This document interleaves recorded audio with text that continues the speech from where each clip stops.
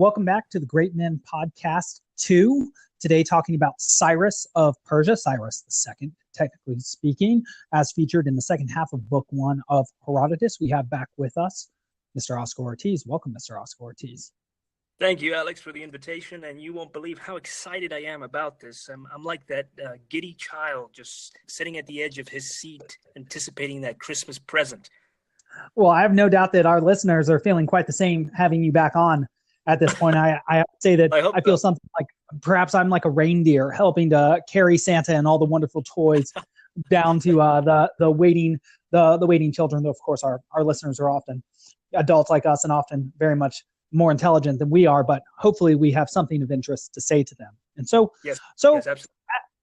Because you're a pro at this sort of thing and you're working with me, we do a little prep before we get on the air, and we talk a little bit about what it is we're going to say, sort of like we're teachers, lesson planning, or like leaders preparing for a meeting.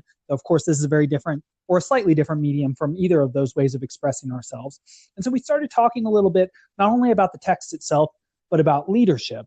And so something I wanted to bring up immediately about leadership was that it seems that what leads, or one of the facets, besides believing his good fortune will never end, which is a mistake of both Croesus and Cyrus, and perhaps all great leaders, which Machiavelli eventually will even talk about in the Rota Fortunae and his The Prince, reminding us that good fortune does not last. And so it seems that throughout history we get that over and over and over again, that we should prepare for difficult times even during good times, but that it is a misinterpretation of either advice or an oracle by both kings that ends up leading to their destruction. In the case of Croesus, he receives the ambiguous oracle from Delphi saying a great empire will be destroyed if you attack the Persians. And so later on, that very same Croesus,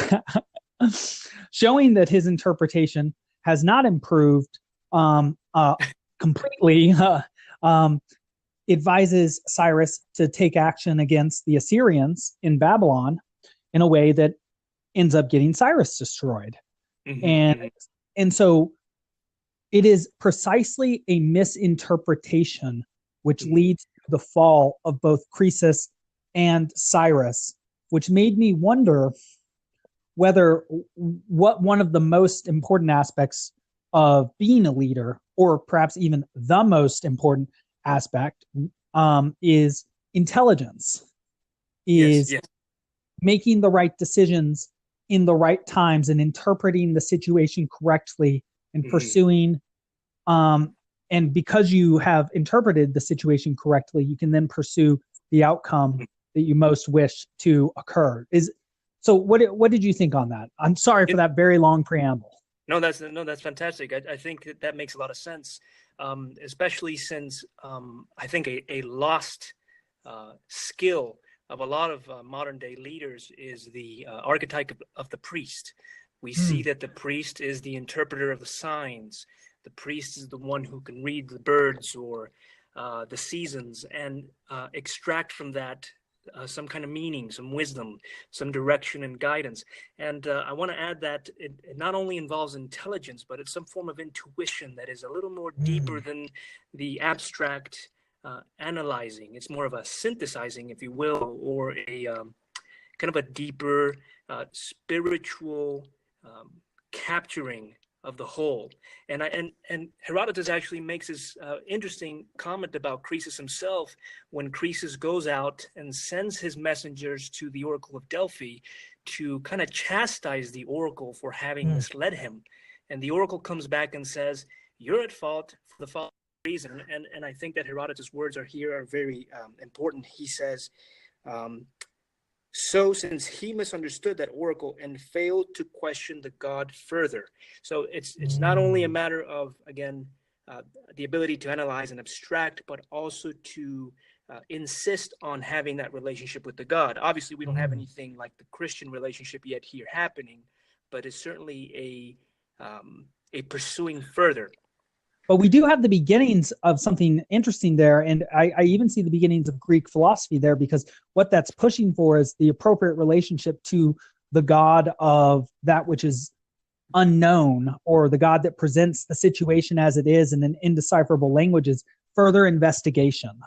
That you have to have the humility, but also the perseverance necessary to understand that you do not understand what the God has said, and to investigate further what the meaning of the God is, and also not to simply try to apply your one-sided interpretation to it, or your, what is the catchphrase that we use these days? Oh, your confirmation bias sort of reasoning towards towards the oracle. Because I mean, if we look into sort of Greek mythology as it is, we do see, so in the Iliad there are several bird signs that are read by prophets, and something interesting about that is that when students first encounter that, they say, did they just think the birds always meant this and that? And I say, no, what this sort of represents is that the perspicuity of the oracles to understand what the current situation is manifested through the symbolic language of talking about the birds. And so it's actually very much more sophisticated than you think it is, which means that a leader can't just be fed or spoon-fed what's happening already through an interpretive lens. What a leader most needs are people around him who are observing and paying attention to the actual situation, so that he can analyze the situation or investigate the situation as it is, so that he can address the actual situation. And just to add evidence to this, in Dante's Paradiso, the great leaders are in the sphere of Jupiter, which is the name of Zeus in the Roman religion, the greatest of our planets, which is why our largest planet is called Jupiter. Though it's made of gas, which is a very interesting thing to note. It's intangible in a way. It has many moons from, Callisto, Io, Europa, who are featured actually in the very beginning of Herodotus. They were the consorts to Zeus, which means that they are the people who received, or the countries that received Greek civilization. But if I can just say fast, that is precisely why the Kaiser, right, the leader of the Roman people, was the Pontifex Maximus. He was the high priest. He was in a way representing both the element of abstraction, where you're overly prepared and you take note of whatever, come what may, you're ready as a strategic thinker, but you're also somehow connected to that other aspect of reality that is a little more chaotic. It's a little more hard to to manipulate, hard to decipher and bargain with. And so there's this element of the priest that I would suggest modern day leaders, or at least it's not in modern day books on leadership. It's not something that's really emphasized. Right. And so, and just to add to that, the sphere of Jupiter, the souls of the great leaders represent themselves as an eagle, which is a symbol of high perspective, because an eagle flies in the sky and also protects its own territory. But also the most famous of the leaders, the best leader in Dante's perspective, is King David, who's sitting in the middle of the eye of the eagle, indicating that awareness or paying attention is the highest virtue of a king. And so you were mentioning that a king or a leader needs also to be aware of this unknown aspect, to have this humble, almost religious aspect. And that makes me think of the Babylonian or city, where they had one palace on one side of the river for the king and one palace on the other side for Marduk or Zeus in the Greek religion. And one of the temple priestesses, when she was there, would be required to sleep alone in the holiest room, which didn't actually have an effigy of Zeus. That was in the lower temple. And so it's almost as if what the priestess is doing there for the society is sort of enduring the unknown aspect of reality that the king can't possibly fully understand. It's almost as if what their society recognizes that ours doesn't, in being purely secular, is that what the religious function of the society is to remind the king that there are forces beyond his control and there are things happening beneath his nose and outside his purview that he doesn't know about at all times. It seems to be like a reminder to stay humble in it's almost as if our perspective on leadership now is you're always supposed to have the answer, whereas the Yes. appropriate idea is you're always supposed to be pursuing the correct answer, because you can't possibly always have it, because the situation in which you find yourself is constantly changing, especially if you live in a warlike time. Absolutely. I want to go back to something you mentioned in relation to this, which is here we have Croesus, whose fortune, Cyrus, similar to Croesus in many ways, whose fortune shows him to be very favored. So he's a favored king for life. So until we see the end of his life is pretty unfortunate, which we'll address in a moment. But his fortune seems to favor him.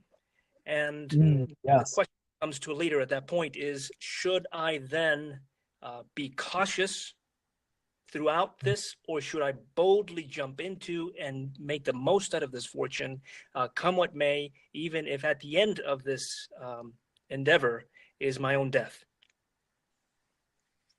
Yeah. I almost blame Cyrus, right, for his lack of pausing, taking a step to think about the situation, and perhaps heeding Tomyris's warning that this could be the end of him. He goes ahead and just jumps in. Well, that's the most interesting thing. So, I mean, that's a very complicated question and very difficult, because a vast majority of history, not only with the Persians, but also the Greeks, but also the Romans, but also the German barbarians, but also the Vikings, but also the original Muslims, was hoarding and acquiring the territory, property, and women of other men. And so that sort of kleos-based or glory-based or pillaging-based culture is a very powerful force, and seems to be supported by a different idea of what immortality is. That immortality is earned through glorious deeds, through deeds that are so impressive, literally impressive, that they impress themselves upon the consciousness of people for all time. But I think Tomyris, and I really like that Herodotus brings up these three excellent queens in this first book. That he brings up not only the very famous Semiramis, who we find in down in hell in Dante, but also he brings up Nitocris, who he says was even better and came up with the ingenious idea to slow the Persians, and then Tomyris. But it's something that Tomyris says after her son is taken captive by the Persians. A couple things happen. He has to be unbound and then immediately kills himself. And he kills himself so that he won't be used as a bargaining chip. And he was taken captive due to an underhanded trick, or so Tomyris describes it, by the Persians. So it wasn't in a noble way. So he was never defeated in a noble, manly, valorous way in the perspective of his mother, which is probably a prevailing perspective of that time, which is why Cyrus is an innovator and a genius. But what she says, which seems to potentially give her people an advantage, is, you already killed me when you killed my son, Cyrus, which is probably actually literally evolutionarily true, because if he is her only son and she's past childbearing age, her genetics will not pass on, her family will not continue it, which is deeply sad. But it also suggests a slightly different perspective on the value of life. Whereas this Persian perspective is conquesting this eternal search for glory, which Tomyris redefines as an eternal search for blood, a bloodthirst. She paints it in negative terms rather than positive terms. She notes that the fact that her son has died is the worst possible thing for her, that nothing matters to her anymore, suggesting that potentially the value of life of one's kingdom is even more important than conquesting or establishing dominance over other ones. I'm just not sure. It's such a complicated question. What did you think from that? Well, what I've interpreted, or what I'm perceiving from it, is, again, going back to the idea of the leader as is that at this time, what we're seeing is a prevalence in priestesses as opposed to male priests. So suggesting, at least to me, that there's a clear dichotomy, not in roles, but in the way that men and women are experiencing the reality in which they live. And women, and I think that this is the reason why women play such a prominent role in this text and in the life of Cyrus, is somehow the women are the ones intuiting or in connection, some divine connection to the way that reality should be perceived as a whole, whereas man seems to be always at battle or in conflict with not only the world as we think of it materially, but also disregarding what the female priestesses or the female queens are able to perceive, which is this kind of. Go ahead. Yeah, well, just to support your point, so there's this contemporary psychologist, Jonathan Haidt, who cites plenty of research and recently wrote a book called, I think I have it right here, The Righteous Mind, Why Good People Are Divided by Politics and Religion. And something that he lists out, and also Jordan Peterson in his recent work lists out, is that something that males do is produce more testosterone than females do on average. And this generally translates into, if you use the Big Five temperamental aspect scale, which was produced by a purely statistical model, to men being more aggressive 60% of the time than women. The more aggressive somebody is, the more likely they are to fight. And so if you take, say, a gender and you make warriors, or excuse me, if you take, say a people, then who are the people who are going to want to be warriors and to fight? The least aggressive people or the most aggressive people? Well, obviously the most aggressive people, right? Yes, like you said. And who are the most aggressive people always going to be if the distribution is 60-40 male to females? And that means there are two overlapping normal distributions. Well, if the male distribution is slightly more aggressive, who is the most aggressive people possible? Which tail extends out the furthest? The male one. And so the people who are going to be leading the charge forward are going to be the most aggressive people, which is attached to the fact that they produce the most testosterone. Now, here's something interesting. Women who tend to be more agreeable, and especially right before they produce children while they're pregnant, start to produce a neurotransmitter called oxytocin, which is called the kissing or the hugging hormone. It makes you more agreeable, it makes you more affectionate, and more willing to encourage young. It prepares you to be a parent, essentially. It makes you a softer, more pleasant, more child-friendly individual. And so, if we look at these two styles of leadership, Thamyris and Darius, and we impose this framework on it, and we hypothesize that Darius is far more disagreeable and aggressive and full of testosterone, and Thamyris, as a mother, would be more agreeable and more productive of oxytocin. You can actually see that they're two different, because of these different levels of neurotransmitters, they have differing temperaments that lead to different perspectives on the world. And the only reason I wanted to bring that up is that the Christian message, which you seem to say through the Unio Mystica, or the great marriage, or the I'm forgetting exactly the Latin term for the hierogamos, I believe is what it's called. The hierogamos. I know gamos is marriage and hieros is holy. Holy. Yes.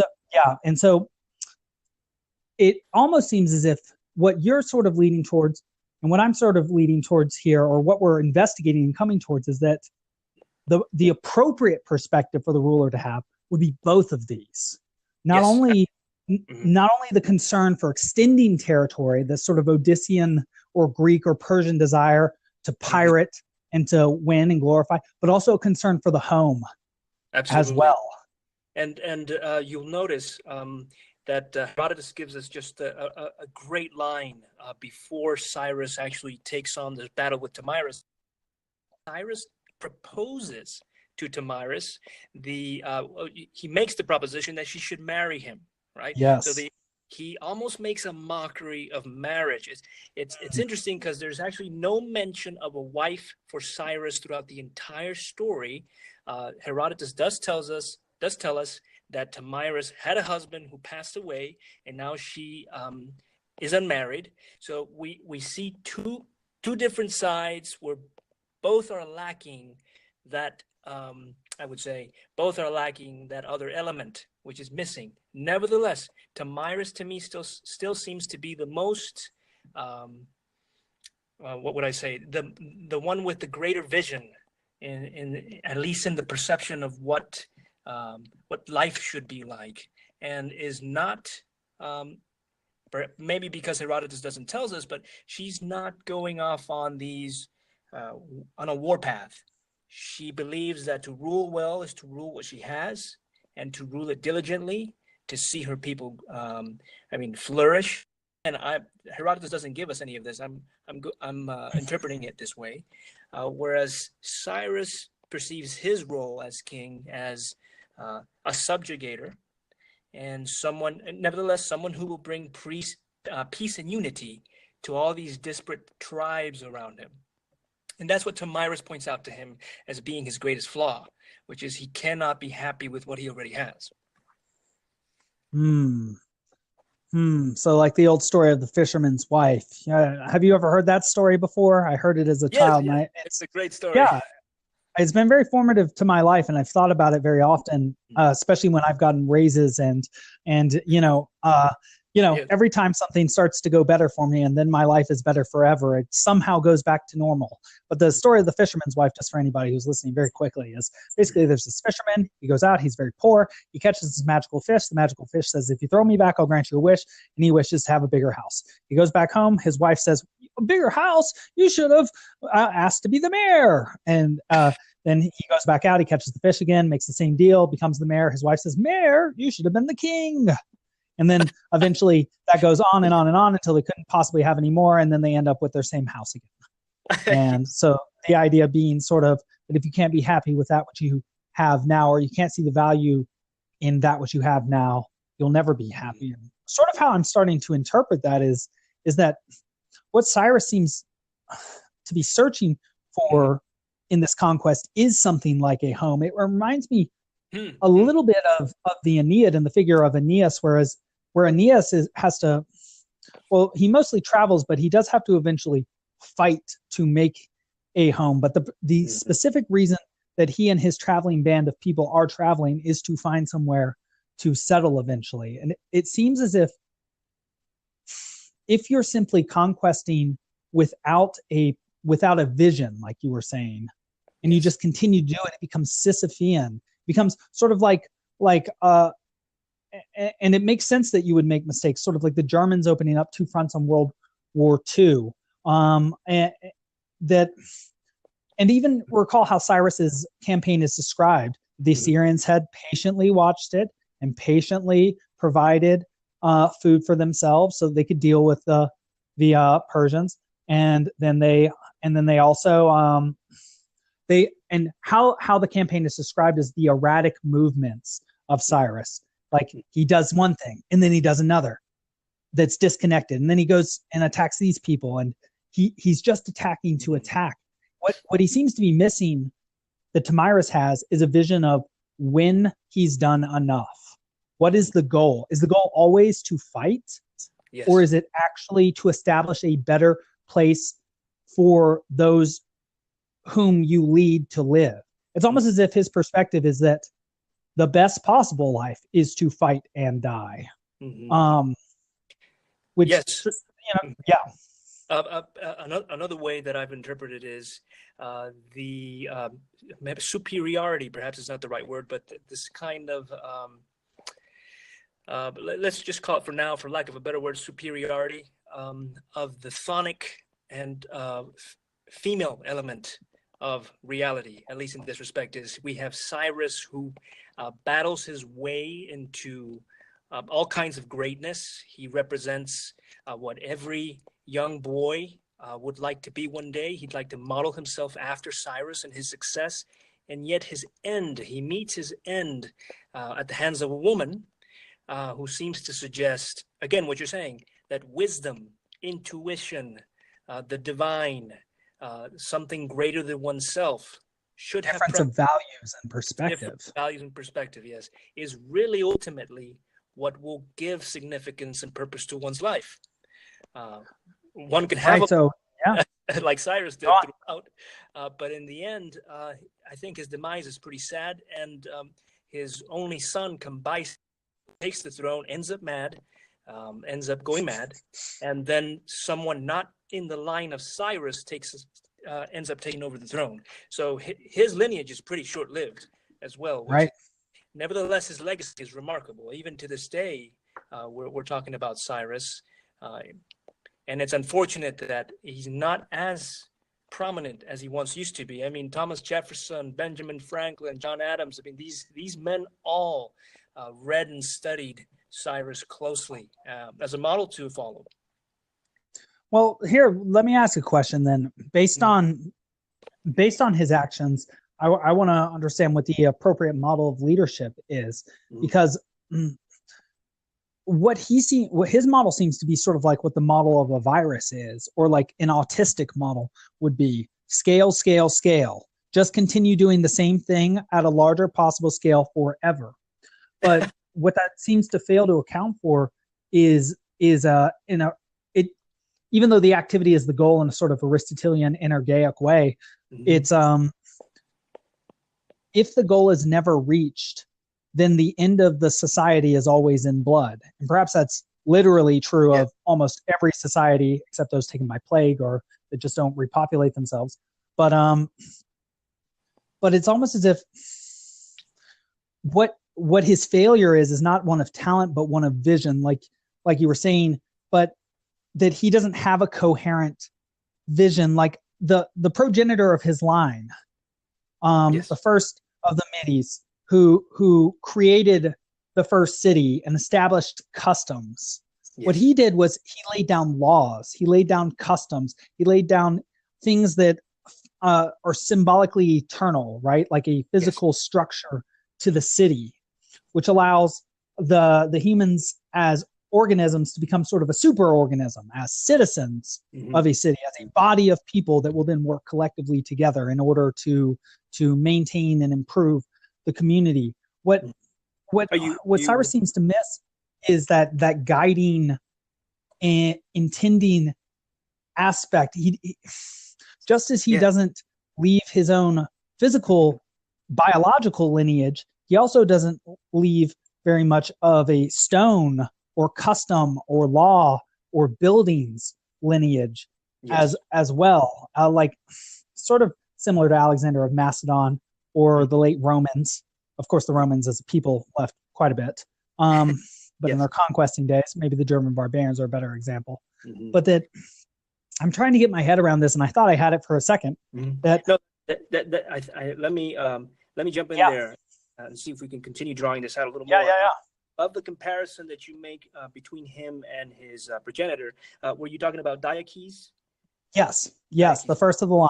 The first of the line, who is considered, and that's a great point, Alex. He's considered a just man, and and that's why he's made king, because he's a fair judge, just like Moses. Yes, and he lives among equals. What's interesting, it's a tribal people, the Medes, and he lives among equals, but he realizes that by living justly, and it's a question to what extent, to living justly, he will rise to prominence and then be made king. And you're right, he has vision, which is something that Cyrus doesn't seem to be, or at least Herodotus doesn't seem to make very clear from the text. A haphazard warlike existence is just jumping from one thing to another, and it's waiting for vision. It's waiting for Godot. No, I think you're totally right talking about Diaches, or Diaches, as you call him, better Greek, in that way. That precisely what vision entails is the building of something, not simply the destruction of something. And regardless of the Donnie Darko superficial interpretation of the story of the destroyers, which isn't like destruction and active creation. It's like, no, it's part of the natural process of destruction and creation, but no, destruction is the opposite of creation. Yes. And what Cyrus does is he seems to forge a legacy in one respect, but what he fails to forge is a kingdom. Yes, which is what Diaches does, which is exemplified, I think, in the amount of time that Herodotus takes in describing the kind of city. I mean, the man has an architectural mind. Diaches does, right? He's planned out the entire strategy that he will use to become the king and then to maintain his kingship and give his people a just government. And the beautiful city of Ecbatana, which is described here, which would have been amazing to be able to see at the time, as a city with 7 concentric circles, every inner circle higher than the one outside of it. and every circle a different color. Now imagine how beautiful this city must have been. And at the center is the king. And all of this built just to distance himself from the people, which I thought also was very interesting. He had a vision and a plan for it, which would, like the eagle, he could fly above and have a deep perspective. Let me ask you this question then, right in the middle of that description then. Sure. Because I think this is a big one. Is that the duty of a leader, to set the goal in the direction of a people, to present them with a vision that they then act towards? Because something I notice in these visions is that, you know, Cyrus gets angry. He decides all his engineers and army are going to dry a river. And so they're all given something to do. And Semiramis, or Nitocris rather, sees that there are going to be some Persians that are going to be messing around at some point. And so she dikes all the rivers and makes it so that they are very, very, very curvy. And so we see these giant public works projects. And then later on, you know, of course, we'll see, or earlier on, we'll see things like the Great Wall in China and, you know, the pyramids, of course, these great features. And we see these great feats occurring in these earlier peoples. And it's, so what we see with Deakis is that he builds a kingdom for his people. That's what he does with them. They construct something, they make some, they create something together in which he figures. Whereas what Cyrus seems to do is destroy other kingdoms to defeat them. The vision or the energetic efforts of the people, rather than building a balanced, fair, symbolically eternal society, he destroys these things in other people. So it makes me wonder whether not only fairness and not only a simple vision is the purpose of a leader, but whether what the vision of a leader is what the people he leads are going to do and how they're going to direct their actions. And so it is his duty at least to be as clear about that vision as possible so that they know what they're all working towards, but that it should also involve some level of care for the citizens and the future generations of them as well. That it should not only focus on the present, which seems to be sort of a problem with Cyrus, that he's heroic and successful in the present, but he doesn't plan for the future. So to address your question, you know, we should call this the Maxwell Hour of Practical Leadership. maybe have a little jingle in the background to make it a little more official. We can get that. There's a great little book written by Maxwell. I know that anyone interested in leadership has probably read it or has it in their library, which I highly recommend. And it's called The 21 Irrefutable Laws of Leadership. And one of the laws that he points out, which I think is very insightful and addresses your question, is the law in where a leader gains buy-in not by persuading people of a great vision, but by persuading people of his character.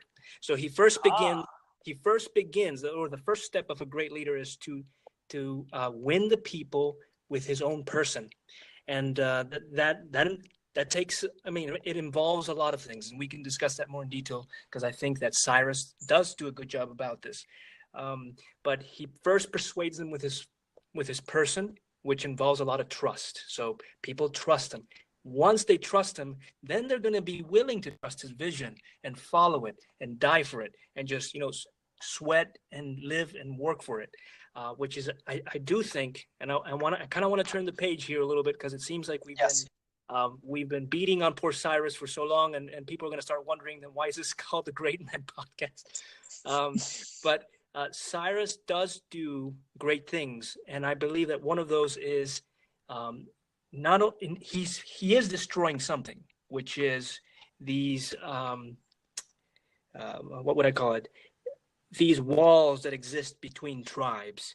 But what's remarkable about Cyrus is that he will then include these tribes into the fold, and he'll allow them a certain liberty that prior to him no empire builder had done.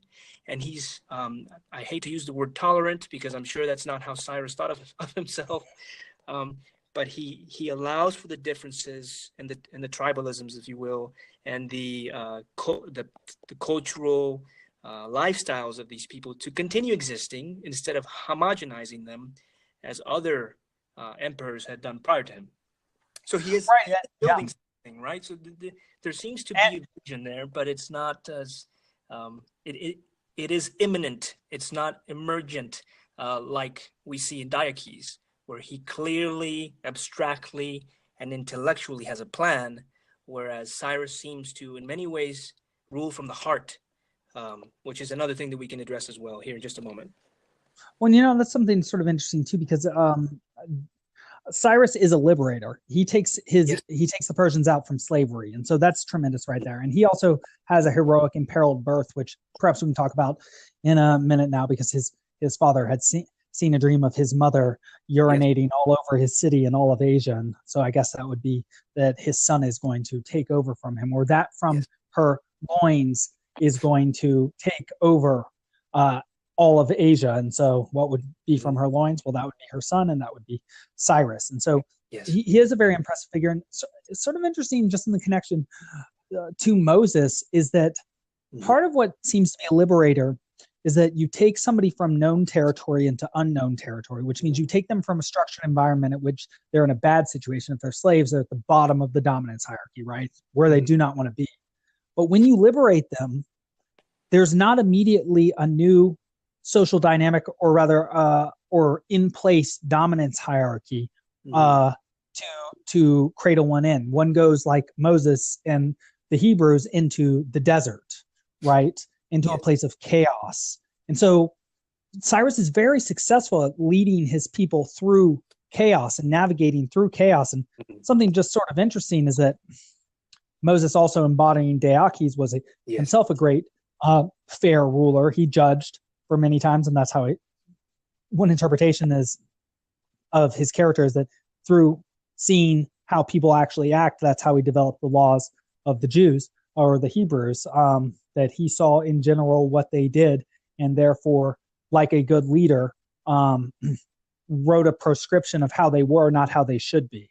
And so I wonder if that too is sort of an aspect of a leader, the conditions under which they come into leadership. So Diocles, of course, was very fair, like you said, and then people decided that he should be the leader precisely because of his fairness, because the fairer a person is, or the more they embody the principle of fairness, the easier it is for those around them to mimic that, and thus to see that their leader is fair, which we actually know is literally true through the use of mirror neurons in our minds. That's, again, Jonathan Haidt. But also, since Cyrus comes in a situation where his people are enslaved, but still unified, and frees them, I wonder if what he had was sort of like a traumatized child, like a vision of reality in which the greatest thing possible would be to go from slave to free, or to free a people that were his, and that's sort of where the vision stopped for him. Whether he never adjusted from the liberator perspective, and like he was always fighting not only a physical but a psychological conflict against the forces of enslavement.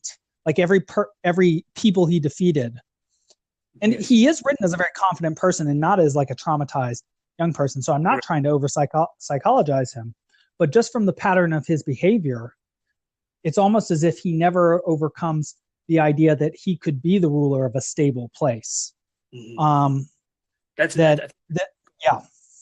Oh, sorry. Go ahead. Do you want me? No, go on.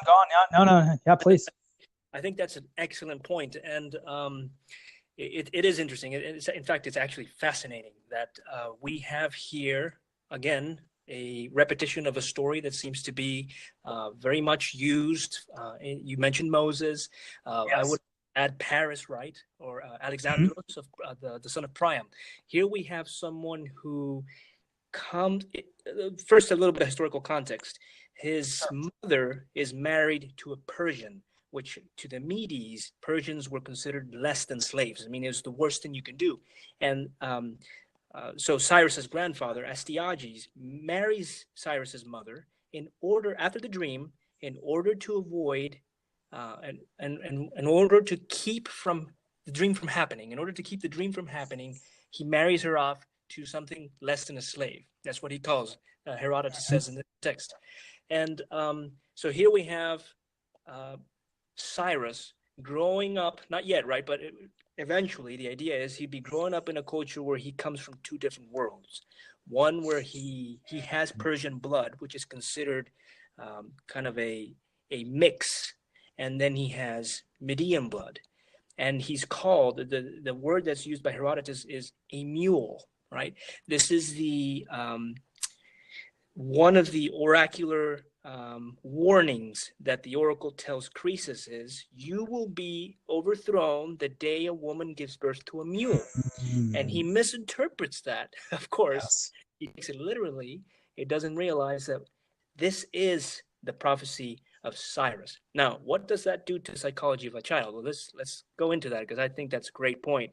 Here we have him not only coming from two different worlds, but then he is actually taken out into the fringes of the city because Astyages, his grandfather, wants to kill him. And one of the shepherds decides not to kill him, but replace him with his stillborn child and raise him out like a shepherd. So this is incredible. Here we have a future king who's raised in very humble, and I would say even humbler conditions than the already humble conditions that were humbler than he would have expected had his father or his grandfather given his mother to a parent, or excuse me, to a man of appropriate station. So even humbler than he was supposed to be. And then he's supposed to be killed by Harpagus, who then gives him to these, who hands him off.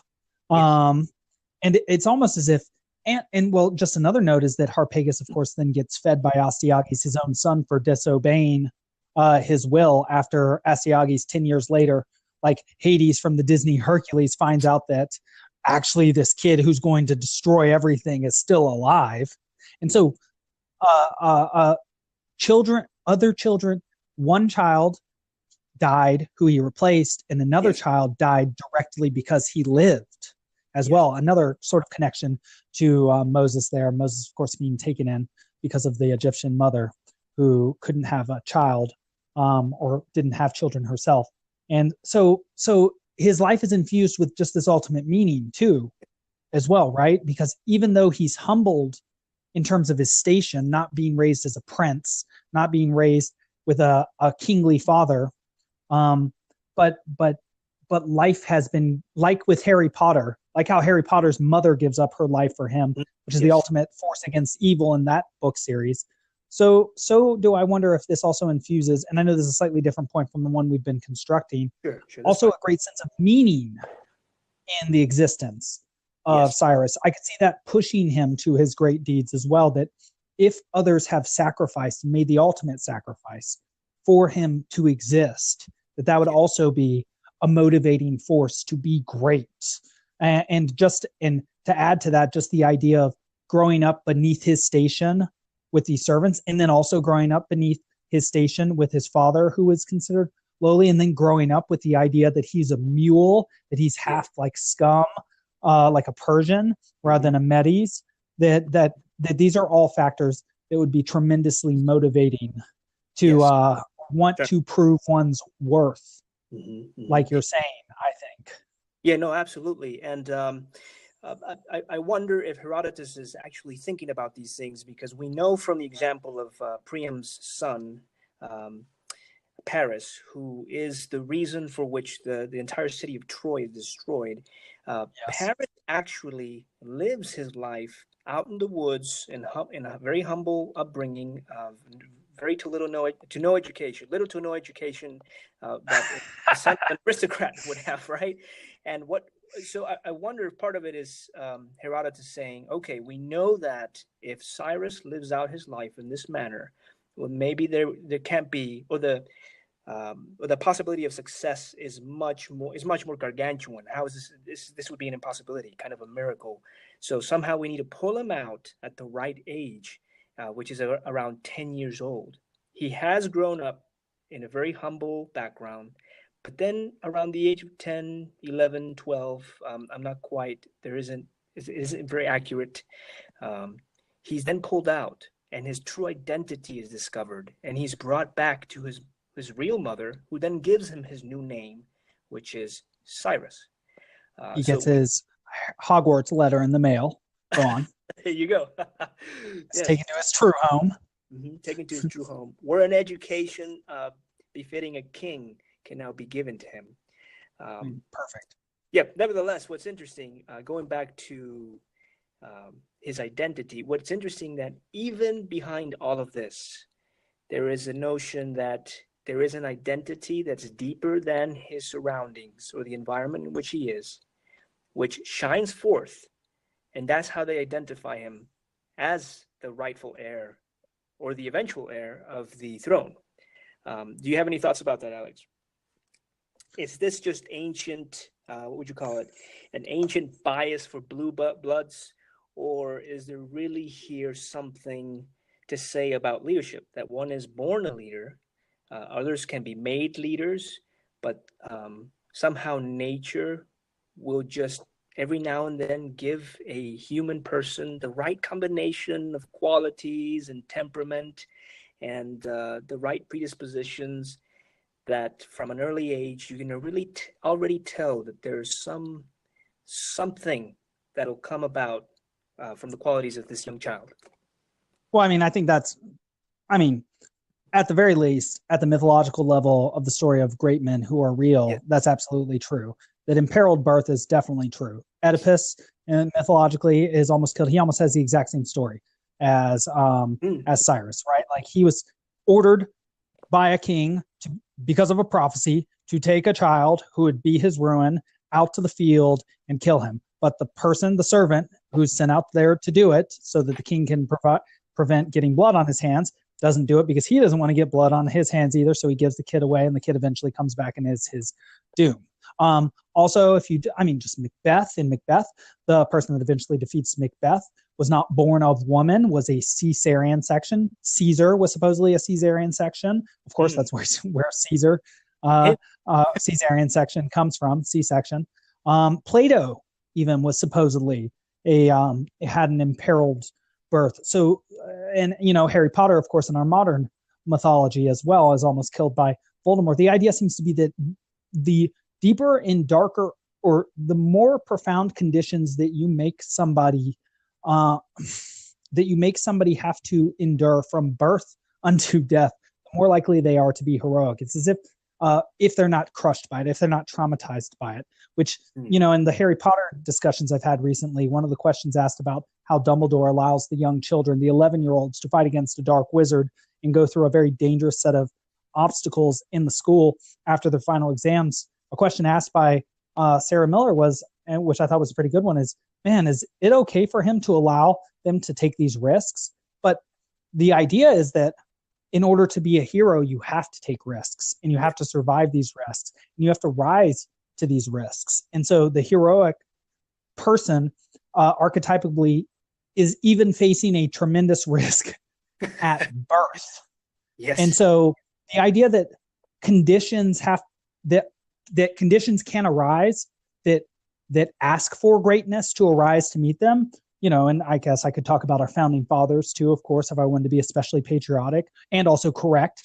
Thomas Jefferson, Alexander Hamilton, John Jay, that crew. I totally agree with that. But I also want to add, because I wanted to get this quote in, and it's from paragraph 207, I believe. It's the words of Croesus. And I think this also leads to what makes a leader. So we've been talking about the psychological, also sort of the sociological or situation that a person has to find themselves in. There needs to be a great deed that needs doing, and perhaps somebody needs to have a pattern of existence from birth of doing great or impossible things. Perhaps only after having done something impossible does one realize that one can attempt the impossible. And perhaps that's part of being a hero and leader. But so here's the quote, and this is Croesus speaking here. "O king," he said, "I did not tell you once before, when Zeus delivered me into your hands, that I would do all I could to avert any calamity that I might see menacing your house. The lessons I have absorbed from my own misfortunes are harsh ones. Of course, if you are acting on the assumption that you and the troops you lead are immortal, then there is no point in my spelling them out to you. But if you have come to accept your own mortality and that of your subjects as well, then the first lesson you should acknowledge is that there is a cycle to human affairs. One, that as it turns, never permits the same people forever to enjoy good fortune. And so I think that's very interesting because, yeah, he says something very similar to that, that he had first understood that upon his defeat to Cyrus when they first meet, which is what ends up partly saving his life. Which we even though he we discussed in our previous episode, and I highly recommend that to our listeners if they haven't heard it yet. Yeah, and subscribe and like and comment and call in, all of you. And the more you do that, the better stuff we'll give, because we're pretty enthusiastic and gregarious people, and we're very extroverted, so we love getting feedback. But even though Croesus gives the advice that ends up getting Cyrus destroyed, what he shows there is, I think, the ultimate perspective of a leader, beyond even just vision, but more structure of leadership. That what a leader needs to recognize or be attentive to is the fact that he and the specific people that are his current people are not immortal. Perhaps he is working towards trying to make his people immortal. There has never been an immortal people, just as there has never been an immortal person. The Romans, perhaps, and / Byzantines, perhaps got the farthest. But what he says is, if you know you're mortal, though, you need to understand that things have been going very, very, very, very, very, very well, but that things do not always go well. And so I wonder if not only do you need the conditions, not only do you need the alertness and the intelligence, but also, sort of like you were saying, the intuitive wisdom to understand that regardless of what the situation seems to be at this point, this might be the time when calamity strikes. That you have to be open to the idea that chaos or failure might come at any time. And then we have to go in just a couple minutes, Oscar, because the device on which I'm recording is going to die and we can't lose this. Oh no. Okay. That's great. If I can take just a few steps back then, real fast, to return to what you said about birth. Yes. And draw a connection with what you just concluded, which is, I'd like to say, and again, I don't necessarily believe that we are worthy. I don't believe that we are born worthy. I believe that we grow into worthy human beings and have to live up to a certain standard. But I do believe that all of us, similar to Cyrus, similar to Moses, similar to the great men of the past, or women of the past, all of us run the risk of almost not being. In one way, well, our parents didn't have to meet. That's quite a miraculous thing. Did meet. There's so many different ways in which our lives were imperiled before birth and during the very act of giving birth. So I do think that all of us, for that reason, I would apply this universally and say we're all called to that heroism, to that worthiness, to that life of virtue. And it is a traumatizing act for all of us. Now, it's always been something that just boggles my mind. Then what makes us different from the heroes? I mean, what exactly kept us? And of course, that's the question that we're trying to pursue here as we study Cyrus. Alex, are we going to do a part 2 of Cyrus? Because I don't think we actually went deep enough. I think we can go even more into the text, or what's the plan? Well, okay, so I had several options to throw forward. We could keep moving forward in Herodotus and come to the next leader after Cambyses, or start with Cambyses. We could pivot to Diogenes Laertius or Plutarch and start talking about Caesar or Alexander. What would you like to do? Why don't we do that? Let's try to tackle both Cambyses and Darius after him. Because I think it'd be great to use Cambyses as an example of what he was not, how he did not live up to his father, Cyrus, and why he lost his leadership to Darius, who kind of became a mini Cyrus in many ways. Obviously, he wasn't Cyrus, as great as Cyrus, but it'd be wonderful to look at that. Right. I think, as we continue to look at these great men and these people that fall short, I think that perhaps like a statistical analysis, or rather an empirical analysis, over time and experience, perhaps we'll start to see qualities that supervene, that rise up, that seem to make for successful leaders, regardless of situation. And we'll see also those qualities which seem to inevitably lead to failure, just as importantly. So I'm very interested in seeing both those who rise to the heights of the designation of greatness or great, and those who fall short as well. And continuing linearly, which is not exactly, I would say, how I would describe reading Herodotus, given how lateral his prose can be.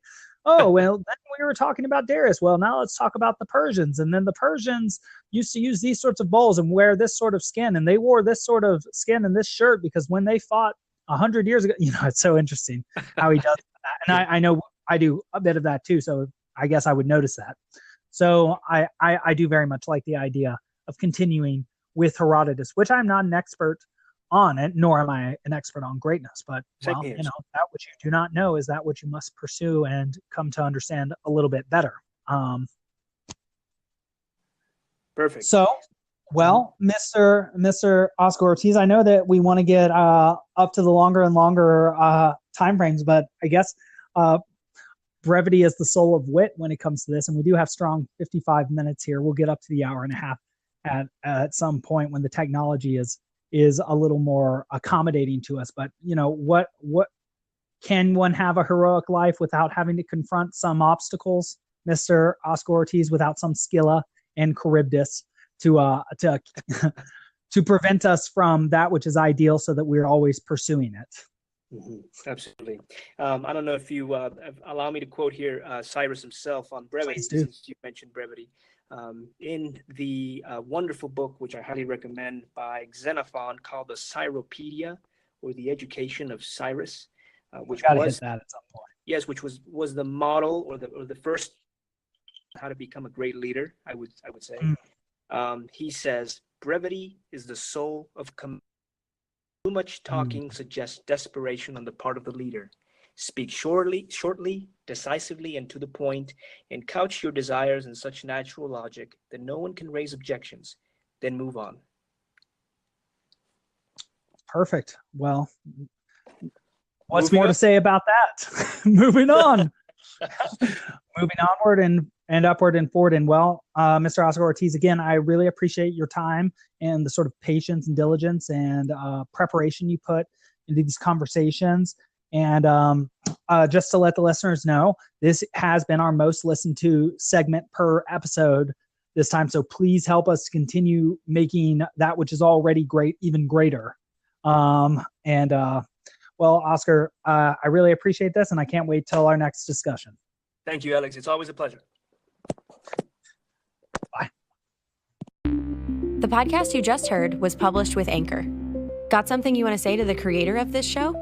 Send them a voice message using the Anchor app, free for iOS and Android.